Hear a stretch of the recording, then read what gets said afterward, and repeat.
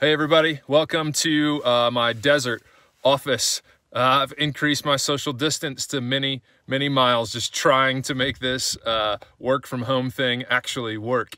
Listen, around Canyon Ridge all the time, we're saying that we want to join Jesus and bring life to everyone, everywhere, every day. And that's the kind of people that we want to be all the time. And we've been saying that we do that through some different venues as we think about each of us and who we're becoming. We want to be people who celebrate everything that God is up to and who are shaped primarily by God, who are doing what Jesus said, because the difference is in the doing. And the fourth thing that we often say is that we want to be people who multiply the good that's in us. We want to be people of multiplied impact, to have an X factor on our lives, that all the good that God puts in our lives gets multiplied. And God's kind of placed some reminders all over his creation for that. And I thought while I was in the desert, I would show you one right quick.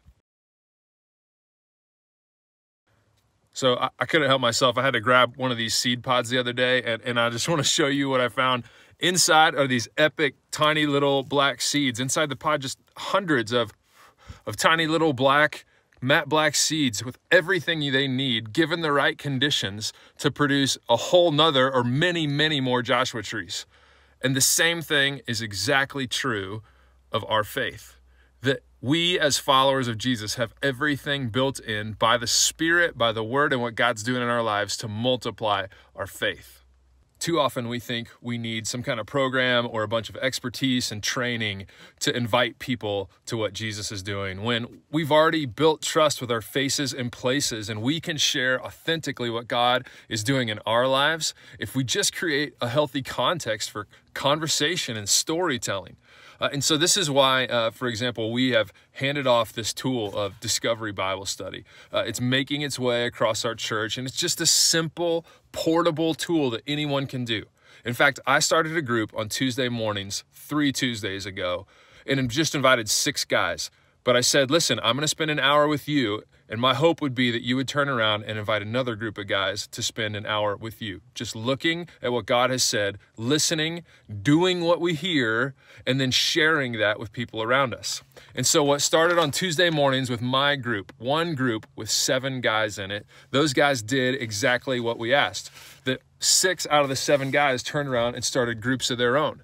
And so later the exact same week, or by the following week, there were now 7 groups and 28 guys involved, right? But those people turned around with the same thing, just like the seed pod on the end of the plant. This splits into this, splits into this, splits into this, and launches new things. Those guys multiplied that as well. And all of a sudden there's 17 groups with 55 plus guys every single week talking about a story from Jesus' life, listening to what God has said, doing what they're hearing God says, and then sharing that with people around them. In fact, if you put their family members in this, who most of these guys are also having these great conversations with their families, simple Discovery Bible Study conversations. These guys who never led Bible studies in their home, they're having great conversations with their family, and this number goes from like 55 to well over 120 people every single week.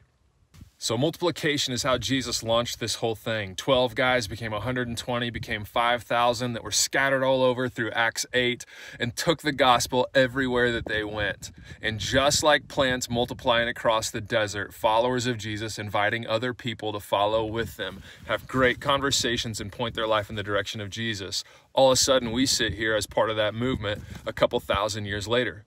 Listen, I know this is the kind of people that we want to be. People who have great impact in Jesus' name. Not just inviting people into other places we've experienced good, but inviting people to the good in our lives. Multiplying, offering the good that God has put in our lives, in the lives of others.